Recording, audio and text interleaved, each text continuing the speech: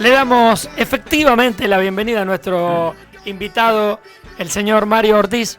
Hola Mario, bienvenido. Hola, muchas gracias chicos, muchas gracias Roby, muchas gracias Pablo, gracias a los Oper, bueno, y a toda la audiencia que nos esté escuchando. Mario, ¿en qué momento de tu vida te encontramos? ¿Cuál es este momento, si tenés que definirlo de acuerdo a tu historia? ¿Cómo definirías tu presente? Mirá, es un presente en el que, ya tengo un recorrido, ya una determinada trayectoria, buena o mala, mediocre, o mejor o peor, en la parte laboral, determinada consolidación en la parte laboral en la docencia. Tengo también un cierto recorrido en la parte literaria, ¿no? Ya tengo 11 libros publicados y uno en vías de publicarse, vamos a ver qué es lo que ocurre. Bueno, en una etapa en la que ya mis hijos están grandes, ya son muchachos, ya dejaron de ser nenes. Estoy con mi pareja de toda la vida. Y bueno, también habiendo atravesado etapas de problemas, como todo el mundo, algunos problemas a nivel laboral, angustias a nivel social, mucha angustia. Yo siempre digo que yo estoy trabajando en la docencia desde el año 87. Empecé como preceptor, como profesor. Mirá que desde el 87 a esta parte he atravesado todos los quilombos políticos, ¿no? Casi saliendo ahí de la primavera alfonsinista, los cuartelazos carapintadas, la liquidación neoliberal de Méndez, el estallido del 2001, etc. Hemos cobrado con tique canasta, con patacones y... No, patacones no, porque la universidad no pagaba patacones, pero bueno, hemos pasado de todo, pero nunca en mi vida he pasado un momento más feo, más tremendo a nivel social que con este señor, particularmente cuando fue el caso de Santiago Maldonado, ¿no es cierto? Un clima social horrible, ¿no? Casi de persecución, no hablar de política en el aula. Con mi hijo no te metas, 0800 para denunciar docentes, digamos, o sea, un clima, digamos, ese 0800 para denunciar docentes me hizo retrotraer a mi memoria infantil de cuando ponían el número del comando Quinto Cuerpo de Ejército. Tal cual. ¿No? Y bueno, y estoy entonces también en esta etapa de mi vida, usted lo sabe también como doctor, también con algunos achaquecitos, ¿no? Empezamos con algunos achaquecitos. Pero menores. Bueno, menores ahí, llevándolos adelante. Mario, y hablaste mucho de este momento histórico que contextualizaste muy bien.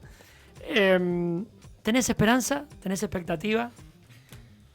Mirá, tengo, por supuesto que como dicen, la esperanza es lo último que se pierde. A mí el resultado, no sé cómo saldrán estas elecciones ahora, pero el resultado de las anteriores elecciones me dieron una esperanza más que económica de un orden como antropológico, podríamos decir. Ya está delirando, no, tomé mate. No, ¿cómo es eso? Dale. ¿Por qué? Porque nosotros hemos comprado el discurso de que los medios masivos, ¿no? Que las redes sociales en manos de los trolls del gobierno, los medios masivos, los medios hegemónicos, etcétera, la big data, el uso de información a gran escala para redirigir el voto, las conciencias, es como máquinas omnipotentes, capaces de dirigir las conciencias de las personas a tal punto que las personas sean entes puramente pasivos y que ni siquiera tomen contacto con la realidad, ¿no? Bueno, lo que vino a demostrar estas elecciones PASO es que sí, todo eso es muy importante, es muy efectivo, pero no es lo único.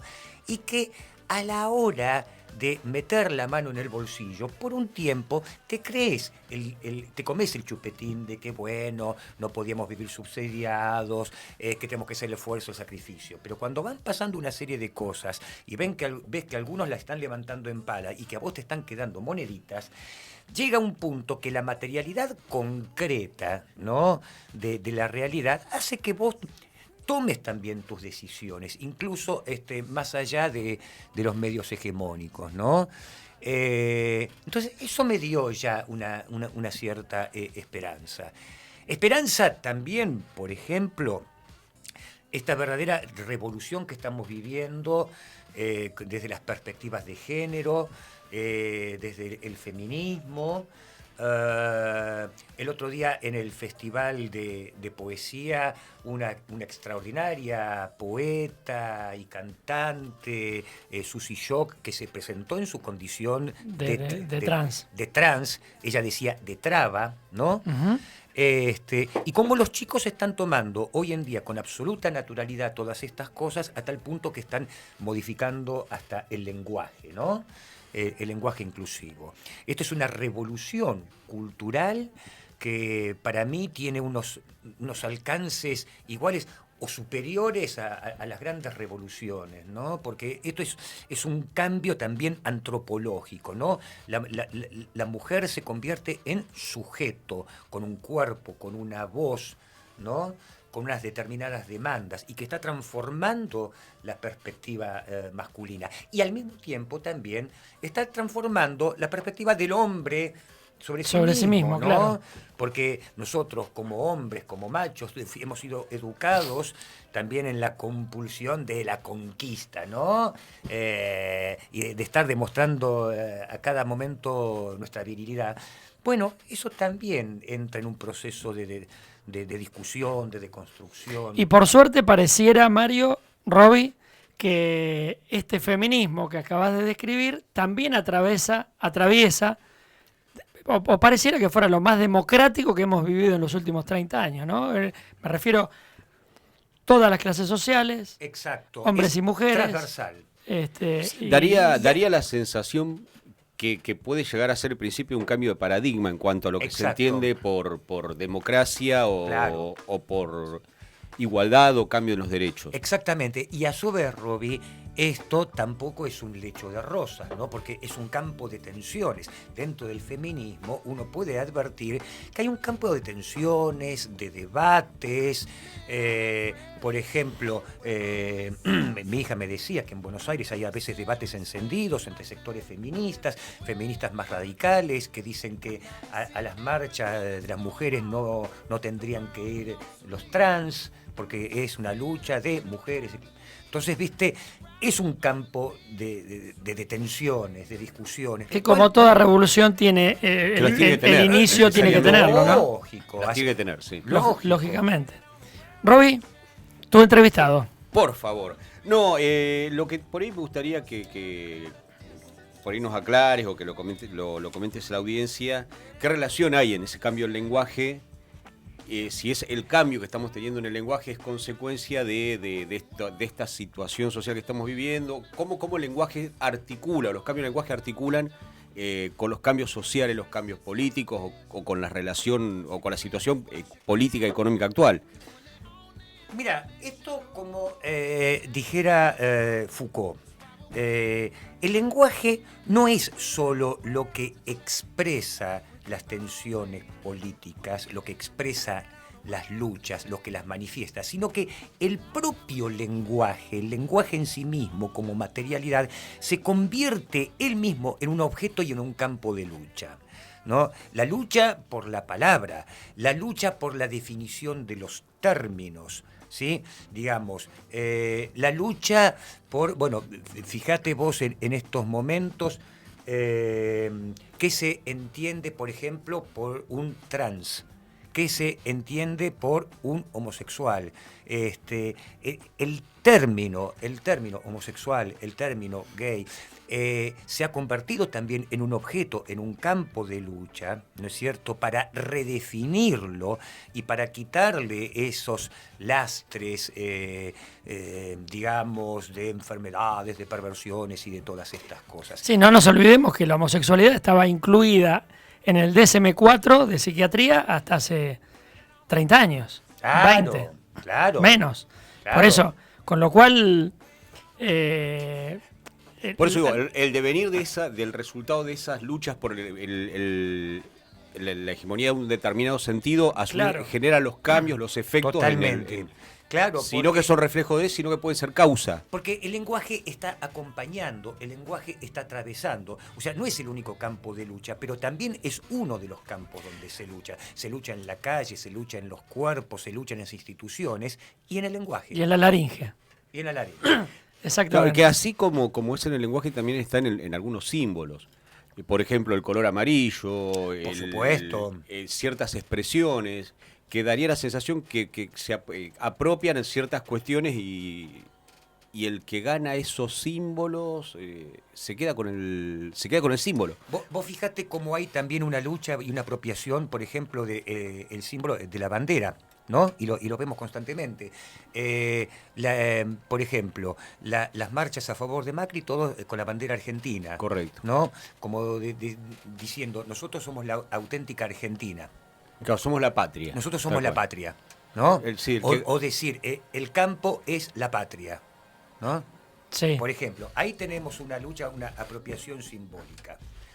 Yo me acuerdo que uno también de los actos del campo, ¿no? Durante el conflicto de la 151, creo que de la 125. 125. Correcto. Bueno, fue en Rosario, con el Monumento a la Bandera, la Virgen de Luján, etcétera. O sea, nosotros, el campo, somos la patria. Claro, logran ¿no? apropiarse de eso. Exactamente. Bueno, ¿se acuerdan que había calcos que se pegaban en los autos? Decía, yo soy el campo, Claro. ¿no? Claro. Como el individuo que se hace tierra. Por eso me hace acordar también un poema de nuestro querido amigo y gran poeta local, Marcelo Díaz, Sí. que decía que una tremenda camioneta 4x4 que venía al campo, ¿no? Salpicada de barro, decía, estoy con el campo, que es como decir, estoy conmigo mismo. Claro, tal cual. ¿Qué te parece, Mario, si hacemos un salpicadito, pegamos un tema y volvemos a charlar? Dale. Y nos metemos y te lees algo tuyo. Dale, Como dale. Ahora, Ah, antes ya. del tema. Poema, tema y volvemos. Bueno, vamos con poema. Vamos con poema. Esto es de el volumen de los cuadernos de lengua y literatura, el 3,5, que lo saqué en Córdoba. Se llama 3,5 porque lo saqué más tarde. Había sacado el 3 y el Claro. 4, ¿no es cierto? Y después, mucho más tarde, que saqué otro. Quedó algo ahí en el medio. Atrás, bueno, le ponemos 3,5, dale, ya está. Este es dedicado a nuestro fundador Stomba.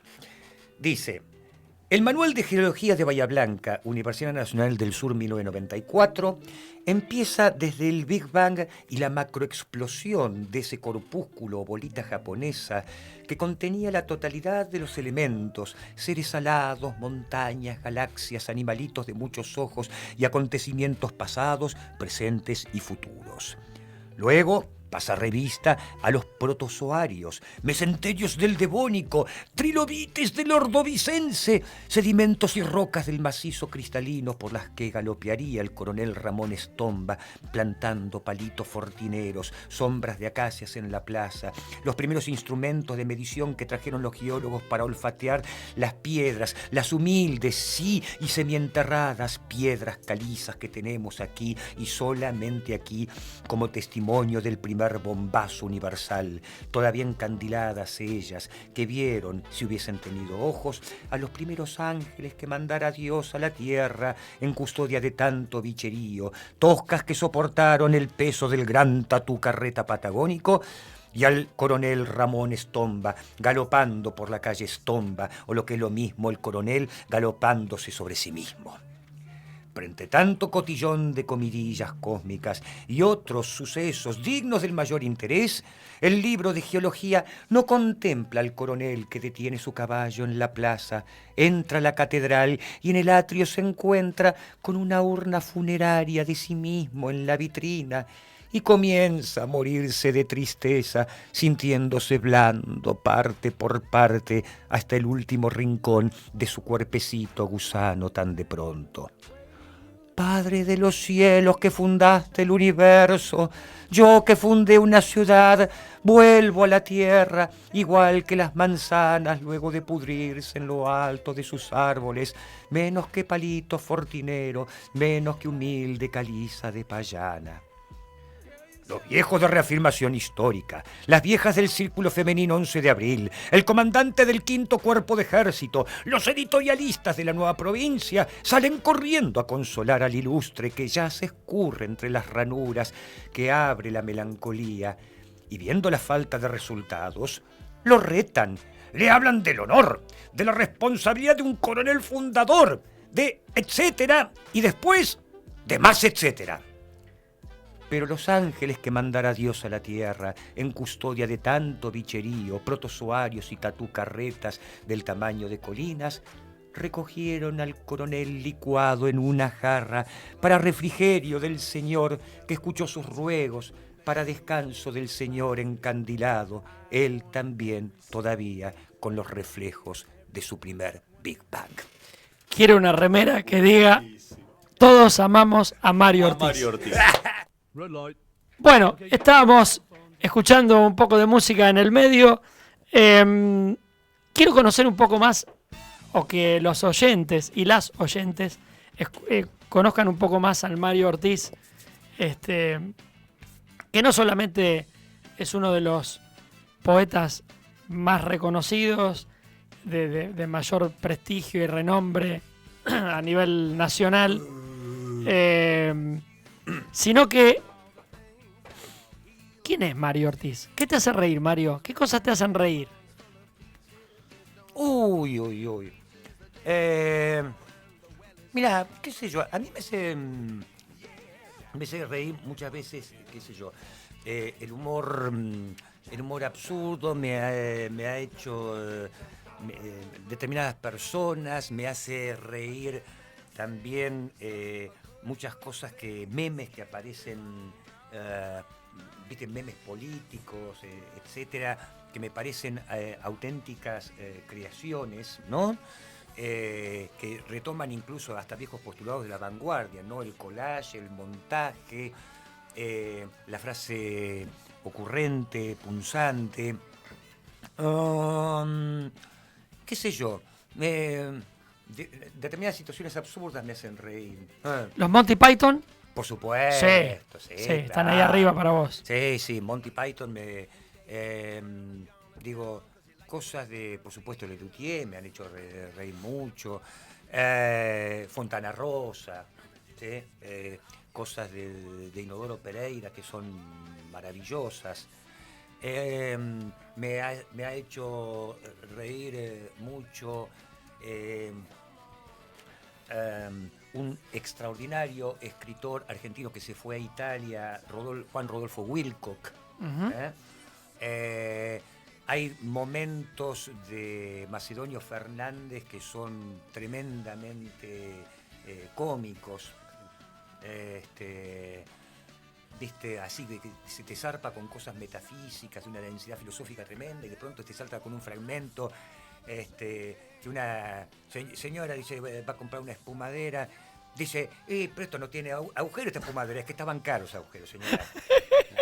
Bueno, yo te voy a hacer la pregunta del millón, entonces, sí. Así como, ¿qué es lo que te hace reír? ¿Qué es lo que te hace llorar o te indigna al punto de que te lleva al llanto o a la sensación de impotencia? ¿Qué es lo que te enerva la sangre? Bueno, me enerva la sangre, digamos, qué sé yo, me enerva la sangre la injusticia, la injusticia económica, me enerva la sangre a veces las divisiones de clases sociales, me indigna profundamente me indigna profundamente lo que representa este gobierno. Espero que, bueno, está bien, estamos hablando de política, estamos adultos, ya queda clara. Pues, sí, claro, claro. Pero tenemos un pensamiento... más allá de que uno apoya tal o cual candidato o esto o lo otro, para mí hay una cuestión cultural en lo que representa Macri, lo que representa su entorno, de una clase cheta, ¿no? Profundamente desconectada y despreocupada de las realidades sociales, no digo las realidades sociales más dolorosas, sino de la realidad social cotidiana, no solamente del hombre que vive en la villa, sino del hombre que se sube a un colectivo, que va a laburar, que está 8 horas en una oficina, ¿no? Que piensan que su mundo es el country de Barrio Norte,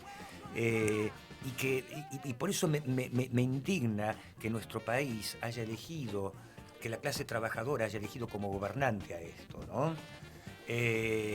Digamos, eso a mí me ha traído... Pero, tenés una indignación cotidiana con eso. Sí, a ver, sí. Y por eso, bueno, yo este tiempo...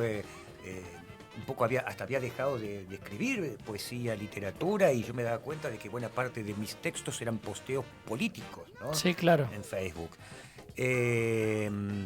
Digamos, la humillación de este gobierno hacia el docente, ¿no? La humillación del gobierno de la provincia, si bien yo no trabajo en el ámbito provincial, ¿no? El desprecio hacia la educación pública, ¿no? El que tiene que caer en la educación pública. Eso te lo analiza cualquier psicólogo como un acto fallido, porque está revelando la profunda naturaleza, ¿no?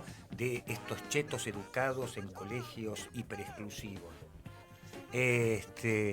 Eso me angustia muchísimo. Me angustia la enfermedad también. No solamente la enfermedad personal, la enfermedad de mis seres queridos, eso me pone muy mal. ¿Tenés miedo a la muerte, Mario? No tanto. Le tengo más miedo a la muerte en el hecho de no morir en condiciones. Uh-huh. O sea, de morir no habiendo, quedando en deudas, no solamente económicas, sí, ¿no? claro, sino sí. De morir sin haber o completado un ciclo, o de morir sin un cierto estado de paz o de gracia conmigo y con los semejantes o con lo que haya más allá. ¿Y cómo sentís? A mí se me van ocurriendo así preguntas al azar que no tienen por qué tener relación con la anterior. ¿Cómo sentís que te ve el colega, el lector, la colega, la lectora? ¿Cómo te ves que te ven? Ajá. Bueno, mira, en primer lugar, yo creo que me ven, digamos, desde el punto de vista estrictamente literario, va la pregunta. Sí. Hace un tiempo hicieron una reseña de un libro mío, y la que hacía la reseña, o me hizo un reportaje, etcétera, decía que le sorprendía en mis textos cierto carácter como de ternura, o cierto carácter hasta de niñez por los diminutivos, o por determinadas palabras que tenían que ver con un aspecto más como afectivo, empático, etcétera. Por otro lado, creo yo, supongo, en base un poco también a las experiencias que he tenido, como alguien que por ahí se detiene a ver, se detiene a inspeccionar cosas, que mira con atención, a pesar de que soy más ciego que gato de yeso, ¿no? Que alguien que se detiene frente a un objeto y comienza a explorarlo, a asediarlo, alguien que toma elementos de lo cotidiano, alguien que anda en su bicicleta y a partir de ahí ve cosas.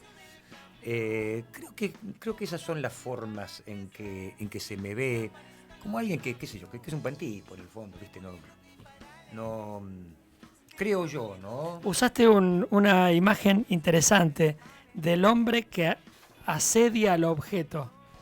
Usaste la palabra asediar. ¿No? Claro. El Como si asediar- muchas veces te has encontrado con en Villamitre, un televisor en una esquina Correcto. llena de yuyos, y tu acercamiento es como asediarlo, ¿no? Es como algo así dijiste. Exactamente. Asediarlo quiere decir detenerse, rodearlo, sacarle fotos, escribir sobre él, ver cómo eso entra a jugar también, no solamente en su densidad o espesor histórico, material, sino también en la capacidad inventiva o de imaginación que puede disparar ese objeto. Entrar, para usar una palabra muy tuya, Pablo, a jugar, ¿no? Claro. A jugar con las palabras, a jugar con el objeto, a partir de ahí derivar imágenes poéticas, reinventarlo, diríamos, refuncionalizarlo, ¿no? Que ese objeto allí pase también a ser otra cosa. Es eso y otra cosa además. Sí, ¿Qué hay? daría la sensación, perdón, que Sí, daría la sensación que requiere, para poder jugar, para poder explorar toda la cuestión lúdica, sí, la de tener una mirada inocente al mismo tiempo. Es muy cierto, Roby, Es, sí. es la mirada de lo que hablamos de teatro del clown, ¿no? Que es el aceptar aquí y ahora sin mayor prejuicio, sino sencillamente es encontrarte con eso y sobre eso permitirte vos, con esa actitud de niño, entre comillas, salir a jugar. lo dijiste vos, Y Roby. eso lo reflejás claramente en lo que Claro, escribís. porque justamente esa mirada inocente es la que permite separarte de lo transitado, de lo automatizado, de los usos cotidianos.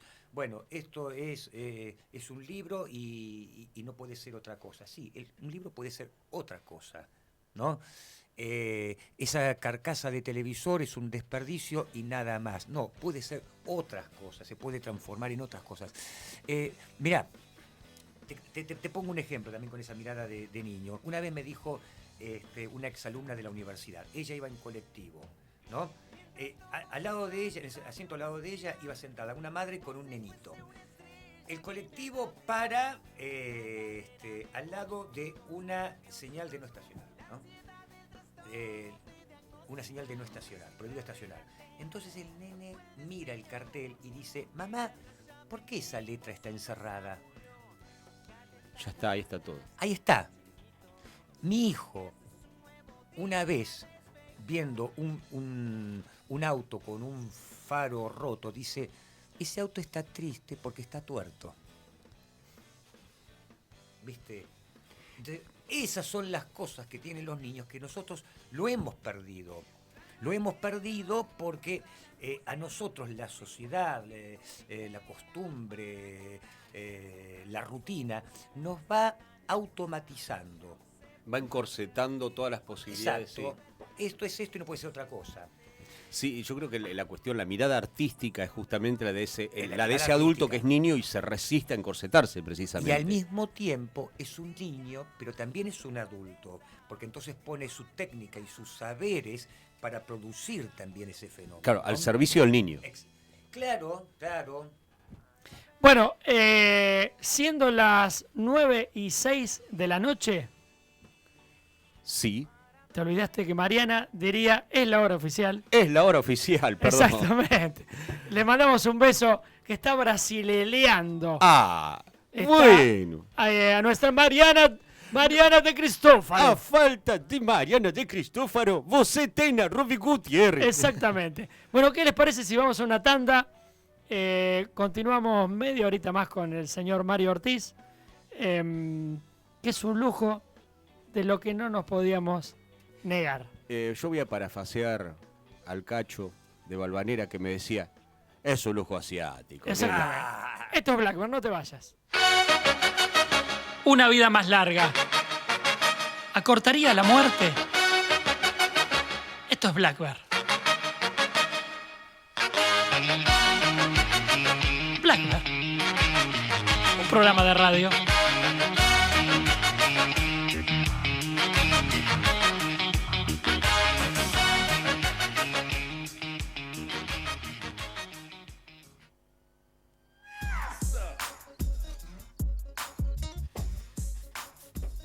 Transmite Radio Vorterix Bahía Blanca desde 99.1 MHz de frecuencia modulada, desde sus estudios en Moreno 62, primer piso, Altos, desde la ciudad de Bahía Blanca, provincia de Buenos Aires, en la República Argentina. A continuación, continúa Blackbird. El señor Mario Ortiz, que no solamente ha escrito toda su vida, sino que ha tenido un programa de radio famoso, con Luis Agasti y Miguel Martos. Contanos de esa experiencia. Bueno, eso fue una experiencia hermosa, maravillosa en la radio hermana y colega de la FM de la Calle. Mira, nosotros empezamos en verano del año 91. Empezamos haciendo un programa que se llamó Maldición Llegó el Verano, un poco también como homenaje, ¿viste? Maldición va a ser un día hermoso, etc. Sí. Y en un principio iba a ser un programa, digamos, con algunos elementos de humor, crítica de cine y otras cosas, ¿no? Pero bueno, poco a poco el humor como que fue ganando espacio. Entonces, ese programa, digamos, básicamente en qué consistían.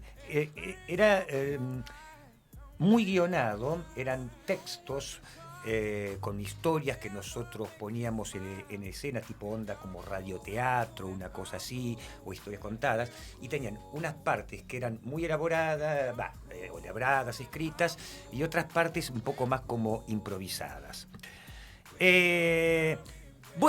Empezamos en el estudio, fue cayendo una gente, cayendo otro, llegó un momento en el que... no en el año 91, en enero del 92 comenzamos. Entonces, llegó un punto en que había tanta gente que en la radio bajaron los micrófonos a un enorme salón que tenía antes allí en el primer piso, lo que era ese club de ajedrez, y hacíamos el programa en vivo ahí con público que se llenaba. Dejemos esto de lado, ¿no? Se llenaba. A tal empezó a correr de boca en boca, ¿viste? En una época pre-internet. ¿Esto era sábado? No, los jueves. Los jueves. Los jueves de 22 a 23:30, ¿viste? Termina, o sea, a nosotros nos llevaba por lo menos 2 o 3 tardes completas de escribir textos, primero con la máquina de escribir, después con las primitivas computadoras que tenían unos programas raros, IPW, el Works, qué sé yo. Y algunas cosas, algunas propagandas en joda o algunas cosas las grabábamos en el estudio de Miguel, ¿no? Entonces éramos Luis, Miguel y yo, los que hacíamos las voces, interpretábamos, etcétera. Y esto, bueno, acá, modestia aparte, voy a decir lo que es objetivo, esto lo cuenta siempre Sagasti. Tal éxito tenía que el último programa del año 94, que fue en diciembre, lo hicimos en vivo en la Biblioteca Rivadavia, en el auditorio de la Rivadavia.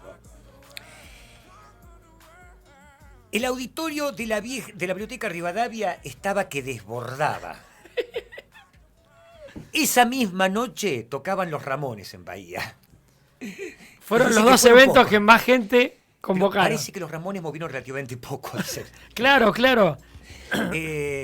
Y bueno, nosotros seguimos hasta el 95, en el que, bueno, decidimos levantarlo porque, bueno, todo bárbaro el programa, pero bueno, no teníamos publicidad, no teníamos nada. Sí, no había recursos y era Aparte, mucho esfuerzo semanal. Mucho esfuerzo semanal, ya estaban empezando a venir la familia, los pibes, ¿viste? Tenías que levantar un mango, ¿viste? Divertirte está bien, pero bueno, tráeme algo para el puchero y bueno, claro. Lo levantamos, ¿viste? O sea... Mario, ¿y te quedaste con la espina de volver a hacer radio? Mira, el programa ese lo seguimos haciendo, digamos, como espectáculo, ¿no? En distintos lugares. volvía a llenarse también, siempre conservando ese formato radial.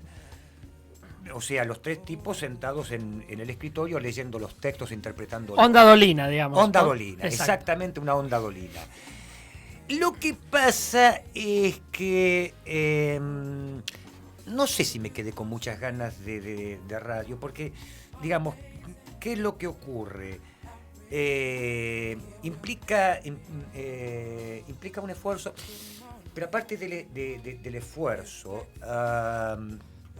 el humor que nosotros hacíamos en ese momento, yo creo que era también, trabajaba elementos de la sátira, del humor absurdo, ¿no? Del humor absurdo, por ejemplo, uno de los sketches ahí que hacíamos era el alumno Ferrucci despejando la X de una ecuación, y entonces por ahí empieza a hablar la X. Entonces, como pasa si salta el signo igual, que esto, que lo otro, se encuentra con una raíz cuadrada. O sea, era humor absurdo, o bien otros elementos históricos, o por ejemplo teníamos uno que tenía su éxito, que era contar la historia argentina o la Revolución de Mayo como si fuese un partido de fútbol, entre el combinado argentino y el español, ¿viste? Pero también teníamos un humor muy como descontracturado y que quizá hoy sería un tanto como políticamente incorrecto. ¿Viste? Nosotros no perdonábamos a nadie, cuestiones de género, nada. Y en ese momento eso se recibía bien, se reían todos y todas.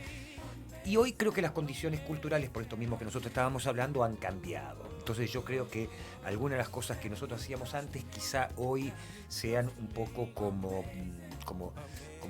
complicadas, ¿no? Sí, claro. Sí.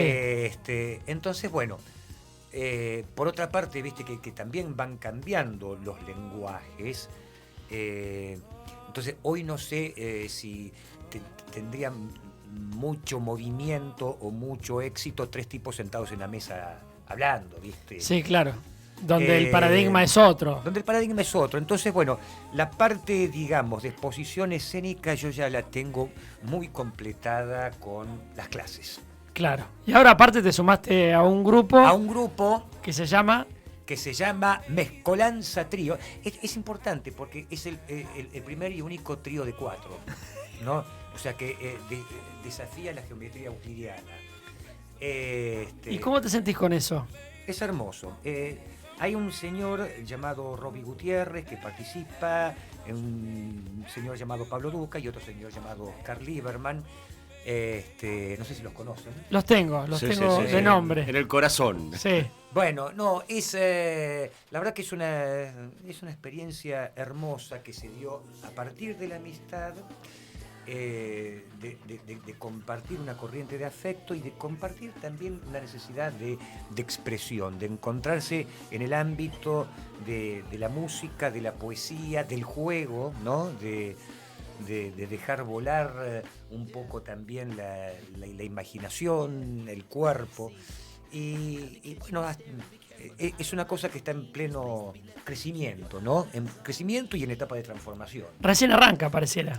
Pareciera. Mario, ¿querés leernos algo antes de escuchar algo de música? Ay. A ver qué te trajiste. Mira. Este texto se lo dedico al Teatro Municipal y a nuestras autoridades comunales que lo tienen cerrado. Un poco como el televisor, imagino una situación posible en el Teatro Municipal. Este ya no es tan en joda como el otro. En el Teatro Municipal retiran las bambalinas, los restos de decorados y levantan el telón de fondo que cubre los ladrillos blanqueados a la cal. Luego demuelen esa pared. A las 5:30 de una tarde del mes de mayo, las plateas y palcos están colmados. Apagan las luces de la sala, se levanta el telón y aparece el escenario completamente vacío. Los árboles al fondo que agitan sus hojitas amarillas sobre la cortada de Portugal, los últimos rayos del sol iluminando las cornisas de las casas, autos estacionados, autos que pasan, una pareja de novios que caminan abrazados y se besan, sin orquesta, sin músicos invitados, solo el brillo apagado de las cosas que se mueven al atardecer y que el público observa emocionado, sin creer que pueda existir algo semejante. La noche y su viento húmedo entra desde la boca del escenario y produce una ligerísima acústica en las filas del paraíso. De pronto, alguien que casualmente pasaba por la vereda se detiene intrigado y mira hacia el interior del teatro. Se sube al escenario y, viendo la sala completamente oscura, pregunta: ¿hay alguien ahí? Entonces, el público estalla en un aplauso mezclado con lágrimas, se encienden las luces y muchos ingresan al escenario para abrazar al desconocido. Todos amamos a Mario Ortiz. Música, maestro. Tengo en mis manos una letra X. La letra, creo que todo el mundo lo sabe, es la mínima parte en que se puede descomponer el sonido del lenguaje. La X de este alfabeto no representa una magnitud desconocida como la A o la B, no representan una cantidad que voluntariamente se mantiene en suspenso. No hay entonces misterio o secreto, y la letra X, aún en mi mano, como la A o la B, permanece intacta en su puro estado de insignificancia, como si dijéramos en la nada transparente de su no ocultación. Dudo en seguir esta idea porque la X se carga de un sentido que ella no reclama. Pero anoto, la X es de plástico azul y con ella se pueden formar palabras azules. En la secuencia alfabética del juego se alinean las letras O, P, Q y R. Cambio la O por la S y avanzan amenazantes como un lábaro romano. Anoto, la mínima parte posible del lenguaje es azul. Quien arrima letras agarra la F y le pregunta a su hijo: ¿cuál es esta? La letra de fuego. Y sigue arrimando unas con otras como para producir más calor. Y el filólogo comprueba entonces cierta teoría sobre el origen del lenguaje que voluntariamente mantiene en suspenso. Mientras tanto, la sonda Pioneer se aleja del mundo, de la cultura, gira un par de vueltas alrededor del mundo como tanteando el espacio y se arroja, pero permanece unida a los hombres, no por un hilo de plata o de la plaqueta de la NASA, sino por ondas intermitentes que ella envía, que ella recibe, mandando secuencias extrañas, superficies, pidiéndole a los hombres que envíe más. Y la sonda tiene un pequeño radarcito en la punta de su brazo ortopédico girando y busca, olfatea la espesura de Saturno como un perrito en el patio y la sonda hace girar el platillo ávidamente. Y envía imágenes difíciles de entender porque son fragmentitos y los anillos en realidad son nubes flotantes de polvillo, de cascotitos, y los hombres no pueden entender cómo hay tantos huesos que la sonda interpreta como un esqueleto suspendido de un planeta muerto hace años rodeado de nubes. Pero la sonda Pioneer se aleja cada vez más del mundo de la cultura y se interna en lo azul. Y una noche deja de transmitir. La sonda Pioneer en lo azul, helado. Se acercan unos ángeles que la rodean como una nube y atraviesan la compuerta para ver los circuitos de la radio y estudian el platillo inerte. Si la sonda pudiese sentir algo, si fuese un ser viviente, no sentiría nada, porque los ángeles son inmateriales y nadie siente un ángel adherido a su cuerpo. En la NASA, como locos, no se resignan a perder contacto ni millones de dólares. La sonda atraviesa blanca sobre lo azul, rodeada por ángeles que inventan conexiones imposibles en un circuito helado. y lo azul negro resalta lo blanco metálico pintado por Rembrandt. Sin embargo, hasta aquí la persigue la cultura, cuando se perdió más allá de Urano, hasta las bocas de la sombra de lo no nombrable, formas inmateriales más allá de la luna, ojitos curiosos de querubines puestos a ingenieros, trenzando no hilos de plata. Ahora, increíblemente ahora, descubre un nuevo anillo de Urano. ¿Y a quién se lo diría? Dedo ortopédico en el anillo planetario, diría el poeta, es un himeneo celestial. NASA, N-A-S-A, esas letras es la única inscripción del lenguaje en esa parte del universo. Sobre lo azul, diría el poeta, le bleu, cuando el azul instaurado se concentra por más azul, diría Freddy Goodman, parte en el azul, y la sonda Pioneer transporta la única inscripción y nada. Il va vers le bleu, habiendo cargado sobre sí los espíritus inmortales, ayant chargé sur lui les heures. La mínima parte posible del lenguaje, que siempre es azul entre los anillos de un planeta desconocido. Mario Ortiz. Mario, gracias. ¿Qué más decirte? Vamos a darnos un abrazo, que en radio se puede hacer. Se puede hacer.